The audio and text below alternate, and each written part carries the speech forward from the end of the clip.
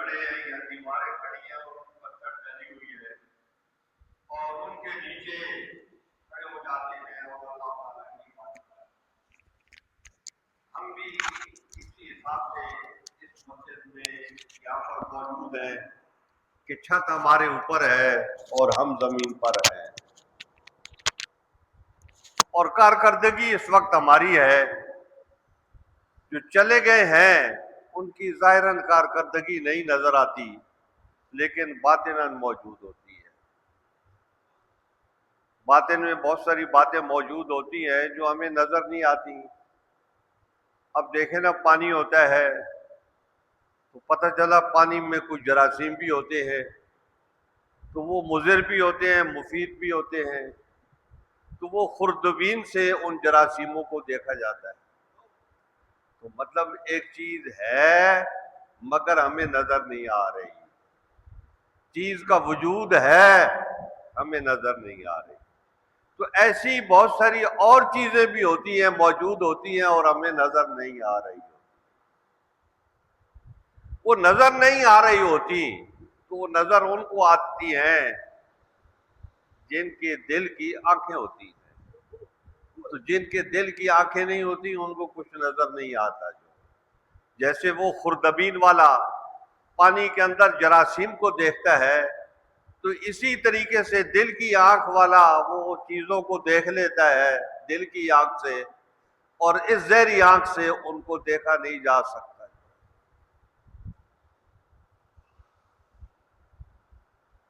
اللہ رب العزت کی ذات موجود ہے لیکن نظر نہیں آتی، ہے لیکن نظر نہیں آتی۔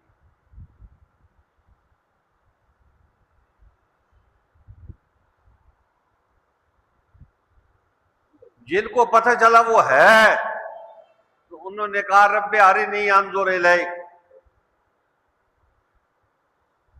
یہ باری تعالیٰ میں دیکھنا چاہتا ہوں۔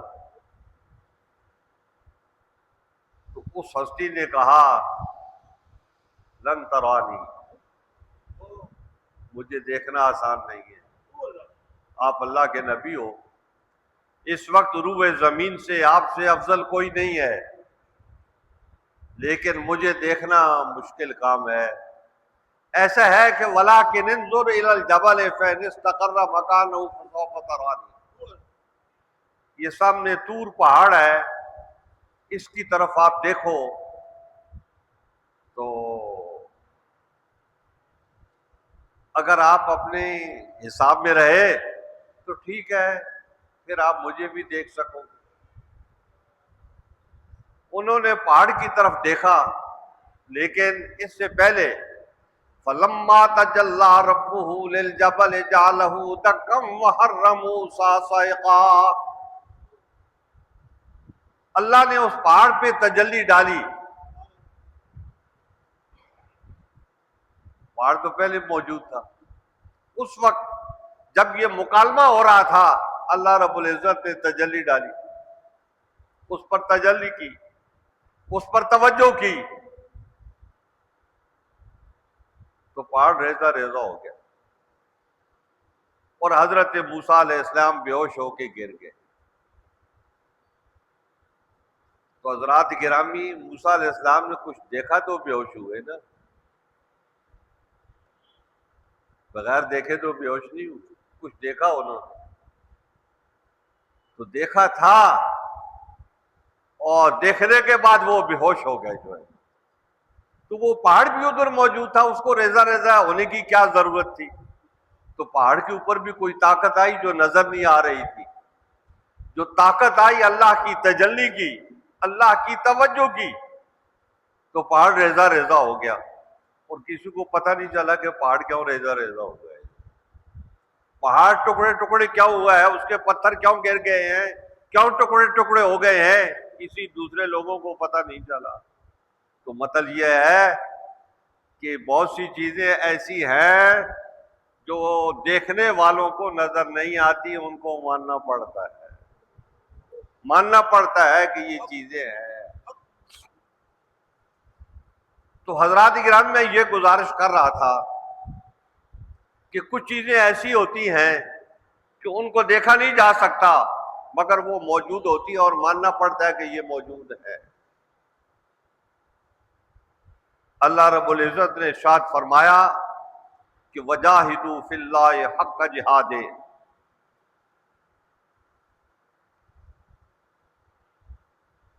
کہ کوشش کرو جیسا کوشش کرنے کا حق ہے،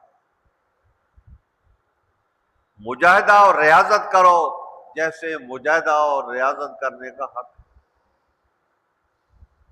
لیس للانسان الا ما سعی، کہ انسان جو کوشش کرتا ہے وہ اس کو دیا جاتا ہے، جس کے لیے وہ جد و جہد کرتا ہے تو وہ چیز اس کو عطا کی جاتی ہے۔ ہم اس دنیا میں دیکھتے ہیں، اپنی آنکھوں سے دیکھتے ہیں کہ پاکستان میں ایک شخص کو وزیر اعظم یا صدر بننے کی خواہش ہوتی ہے تو وہ کوشش کرتا ہے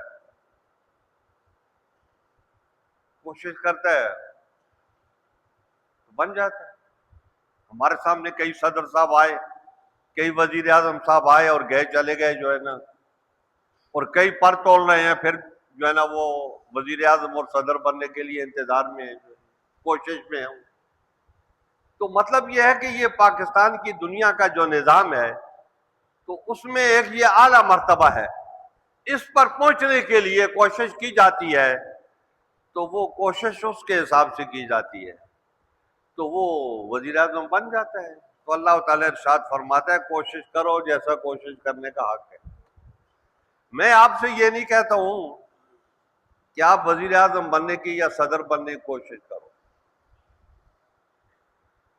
اگر کہوں گا تو یہ کہوں گا پوری دنیا کے وزیر اعظم اور پوری دنیا کا صدر بننے کی کوشش کرو، یہ نہیں کہوں گا، یہ چھوٹی بات ہے جو ہے۔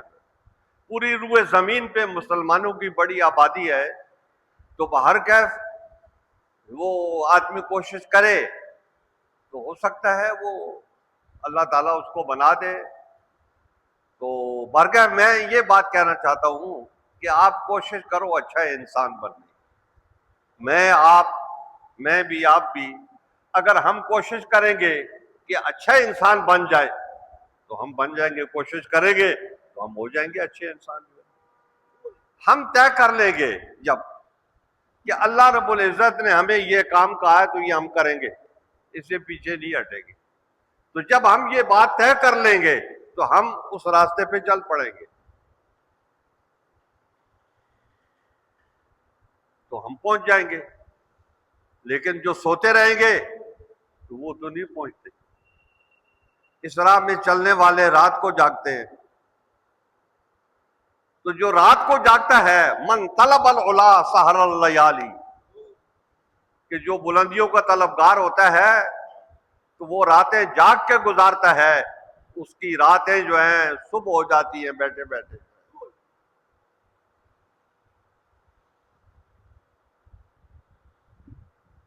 وہ حضرت پیر مہر علی شاہ صاحب رحمۃ اللہ تعالی علیہ کی کتاب میں لکھا ہوا ہے کہ وہ ایک پتھر پہ بیٹھتے تھے کمبل لے کے سردیوں میں،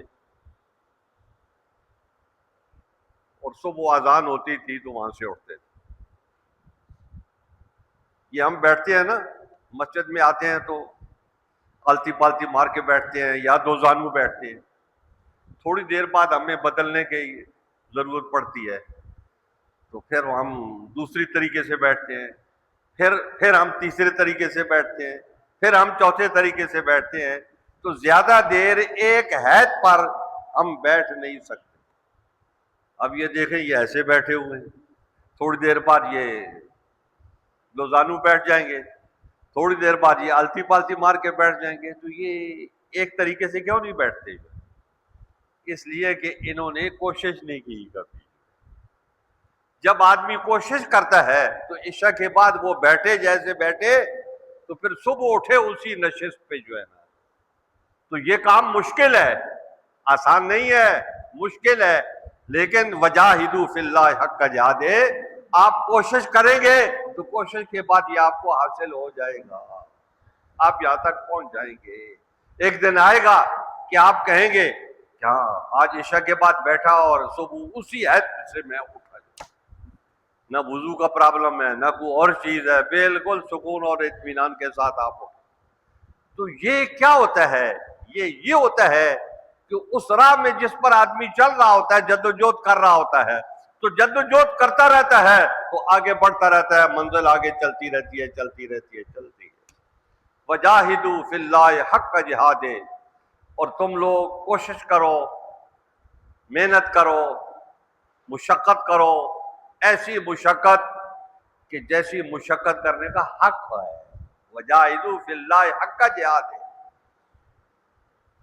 قرآن حکیم میں آتا ہے نا دوسرے مقام پہ کہ یا ایھا الذین آمنوا اتقوا اللہ حق تقاتہ، اے اہل ایمان اللہ سے ڈرو جیسا ڈرنے کا حق ہے،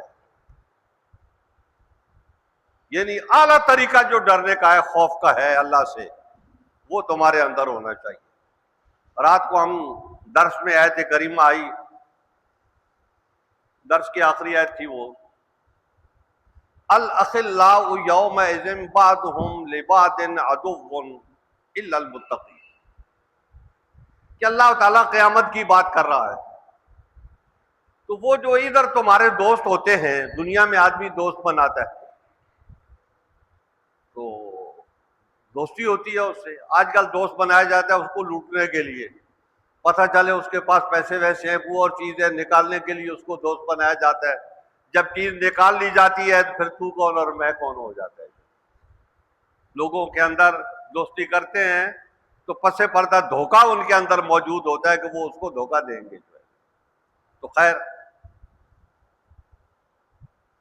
تو آدمی دوست بناتا ہے دنیا میں جو طریقہ کار ہے، تو دوست ایک دوست دوسرے دوست کے کام آتا ہے، جب اس کے اوپر مشکل وقت آتا ہے تو وہ اس کی مدد کرتا ہے۔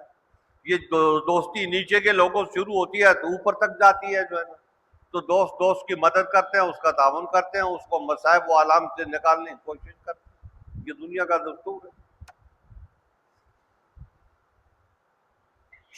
لیکن قیامت کے روز اللہ تعالیٰ ارشاد فرماتا ہے کہ وہ دوست دوسرے دوست کا دشمن ہو جائے گا، بولے جان چھوڑ میری، ہر ایک کو اپنی اپنی پڑی ہوئی ہوگی، اس کو دوسرے سے کوئی مطلب نہیں ہوگا۔ وہ بولے گا کسی طریقے سے میں تو آج بچوں نا، یہ جدھر بھی جاتا ہے جہنم میں جاتا ہے، جدھر جاتا ہے یہ جائے، تو میرے قریب قریب نہ آئے جو ہے نا، کہیں اس کا جو ہے نا وبال میرے اوپر نہ پڑے۔ کوئی دوستی ووستی نہیں۔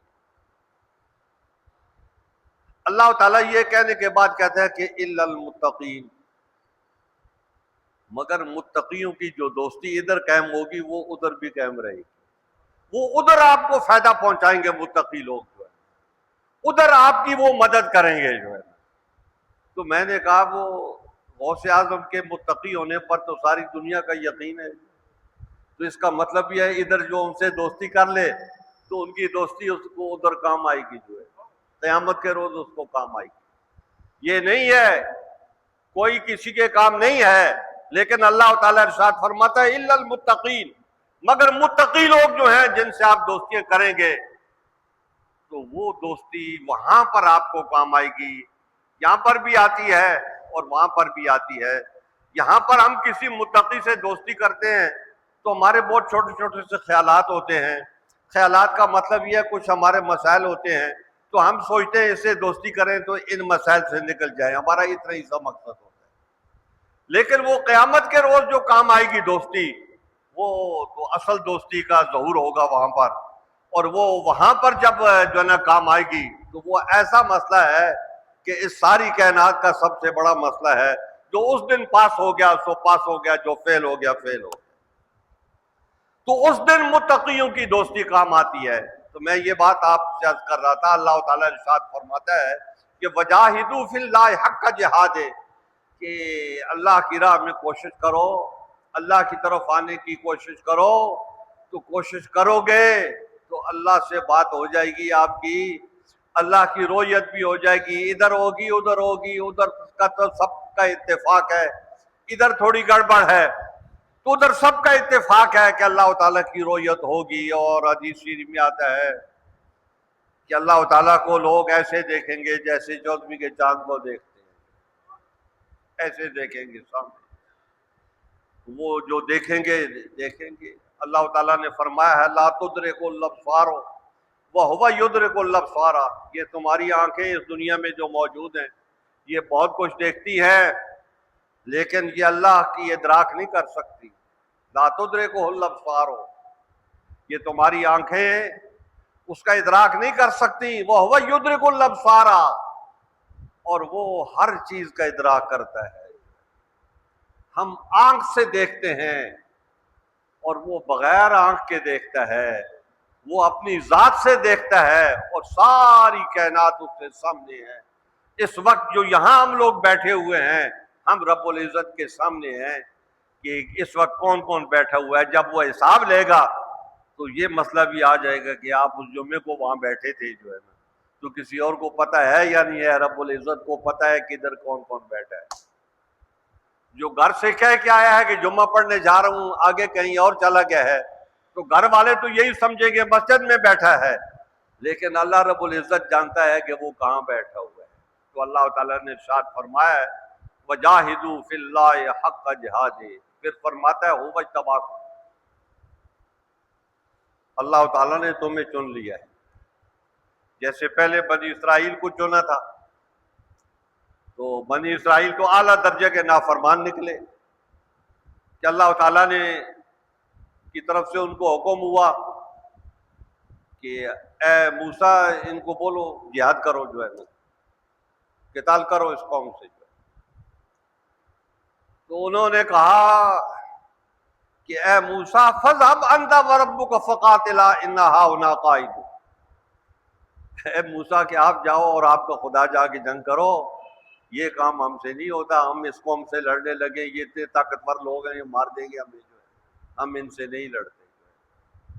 تو وہ اتنی نافرمان قوم تھی، اپنے نبی کی قدم قدم پر نافرمانی کرتی۔ جب حضور اکرم صلی اللہ علیہ وبارک وسلم نے غزوہ بدر میں ان انصار صحابہ سے آپ ان سے مخاطب ہوئے اور ان سے کہا کہ میرا آپ کا معاہدہ تھا کہ آپ میری مدد کرو گے، لیکن وہ مدینے کا تھا، اب ہم اس وقت مدینے سے باہر آ گئے۔ تو بدر کا مقام غالباً مدینے اور مکے کے درمیان میں آتا ہے، جو ہے مدینے سے اتنے بار آ گئے، تو کیا آپ اپنے وعدے پر قائم ہو؟ تو وہ انصار کے سردار سے اٹھ کے کھڑے ہوئے، انہوں نے کہا اے اللہ کے نبی، ہم نے آپ سے وعدہ کیا اور ہم اس پر قائم رہیں گے، ہم آپ کے دائیں بائیں آگے پیچھے ہو کے لڑائی کریں گے، جو ہے ہم بنی اسرائیل نہیں ہیں کہ بنی اسرائیل کی طرح وہ جیسے انہوں نے کہا تھا حضرت موسیٰ علیہ السلام سے فَاذْهَبْ أَنْتَ وَرَبُّكَ فَقَاتِلَا إِنَّا هَاهُنَا قَاعِدُونَ، آپ جاؤ اور آپ کا رب جا کے جنگ کرو، ہم ادھر ہی بیٹھتے ہیں۔ اے اللہ کے نبی، ہم آپ کے ساتھ ہیں ہر طریقے سے۔ تو بنی اسرائیل جو تھے وہ تو اس معاملے میں حد درجے کے نافرمان تھے، تو اللہ تعالیٰ نے ارشاد فرمایا اب هُوَ اجْتَبَاكُمْ، اس نے تمہیں چن لیا ہے، تمہیں موقع دیا ہے، تم آگے بڑھو۔ چنانچہ اس آیت کے جو مخاطبین اولین تھے انہوں نے اللہ رب العزت کے حکم کو سمجھا اور وہ نبی اسلام کے حکم کے مطابق اور آپ کی پیروی میں آگے بڑھتے رہے اور پوری دنیا پہ چھا گئے۔ یہ جو آج مسلمانوں کا دنیا میں نخارہ بجا ہوا ہے یا نام ہے، یہ میرے آپ کی وجہ سے نہیں ہے، یا یہ ماضی قریب میں ہمارے دادے پر دادے کسی نے یہ کارنامہ سر انجام نہیں دیا، یہ کارنامہ حضرت ابو بکر، حضرت عمر، حضرت عثمان، حضرت علی سر انجام دے گئے۔ پوری دنیا میں اس وقت جو مسلمان موجود ہیں یہ ان کا کارنامہ ہے، انہوں نے آپ کو پوری دنیا میں پہنچایا ہے۔ تو یہ وہ مخاطبین اولین تھے جنہوں نے اس آیت کو سمجھا اور وہ اللہ کے نبی کی تابعداری میں آگے بڑھے اور اللہ تعالیٰ نے ان کو اعلیٰ سے اعلیٰ منزل عطا فرمائی۔ تو آج ہم ان کے نام پہ چل رہے ہیں اور جو شہرت انہوں نے دلائی تھی آج ہم اسی شہرت پہ قائم ہیں اور آگے بڑھ رہے ہیں۔ تو حضرات گرامی، اللہ رب العزت نے ہمیں یہ بات ارشاد فرمائی ہے کہ تم جد و جہد کرو اور آگے تمہیں منزل ضرور ملے گی، کہ جو جد و جہد کرتا ہے تو اس کو اللہ رب العزت اس کی منزل سے ہمکنار کرتا ہے۔ اللہ تعالیٰ مجھے بھی اور آپ کو بھی توفیق عطا فرمائے کہ ہم اس کی پیروی کریں اور ادھر آدمی کعبے شریف جاتا ہے تو ہر آدمی اللہ تعالیٰ سے سوال کر رہا ہوتا ہے، جس کو دیکھو وہ اپنے دل کی باتیں زبان پہ لاتا ہے، کبھی دل میں جو ہے نا وہ اللہ تعالیٰ سے کچھ مخاطب ہوتا ہے۔ تو ہمارے سوال ہی ختم نہیں ہوتے کہ ہمارا وقت ادھر ختم ہو جاتا ہے جو ہے۔ لیکن کچھ لوگ مانگنے کی بات کرتے ہیں اور کچھ لوگ اس سے ملنے کی بات کرتے ہیں۔ کچھ کا سوال ہوتا ہے اپنے کام کاج کے، اپنے معاملات کا، اور کچھ کا سوال ہوتا ہے ملاقات کا سوال ہوتا ہے، ملنے کا سوال ہوتا ہے۔ تو حضرات گرامی وہ ملنے والے اعلیٰ ہوتے ہیں۔ تو یہ چھوٹا سوال ہوتا ہے اور وہ بڑا معاملہ ہے، تو آدمی کو بڑے معاملے میں جانا چاہیے اور اللہ رب العزت کی قربت کی کوشش کرنی چاہیے۔ اللہ تعالیٰ مجھے بھی اس بات کی توفیق عطا فرمائے اور آپ کو بھی اس بات کی توفیق عطا فرمائے۔ اور آخر میں حضور اکرم صلی اللہ علیہ وبارک وسلم کی حدیث مبارکہ کہ انا خاتم النبیین لا نبی بعدی، میں آخری نبی ہوں، میرے بعد کوئی نبی نہیں۔